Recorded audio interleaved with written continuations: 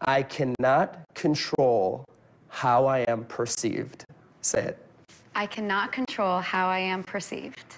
I can only control how I am presented. And ultimately, like in life, and I think this is an overarching life principle, I think it's best to tell the truth and see what happens. The difference between trying and doing.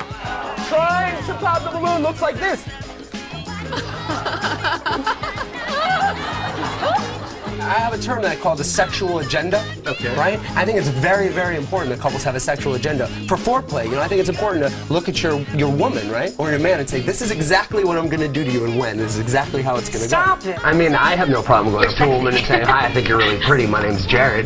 Really? Yeah. Really? And I like women that do the same. You have to be confident. You have to pick a mirror in life. You got to believe it. You got to buy it because everyone is going to reflect their own perception of you. I think that if love is real in a relationship, that we need to build on a foundation that's real, that's honest, that's authentic, that this is who I am, this is who you are, this is where we've been, and if we can stick together through that, then we've got something legitimate. And if not, then there's obviously bigger issues in our relationship that we need to work on. I think that the biggest mistake couples make is communication. I don't really think it's about time or place. I think it's about communication. I think that they don't really communicate on what they want, what they need, and more specifically when they want it and they need it. I think that regardless of what your experience was, at the end of the day, if you can boil it down to a learning experience, and sometimes that learning experience is 5 years, sometimes it's 30, but ultimately it's like if you could sit there and say, you know, I walked away from this and I'm ready to move forward, you don't want to bring all that negative energy into your Some people don't know. Here's what a lot of people don't know. If you fixate on this and not on this, Yes. you're going to be very, very sorry. The important thing is really that we miss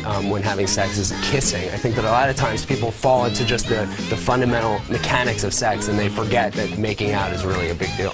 In my business, a lot of my clients, I send them out, they start taking salsa lessons, cooking lessons, all kinds of things. Yeah. And they meet, you meet some guy that, can tango with you. Okay, let's say.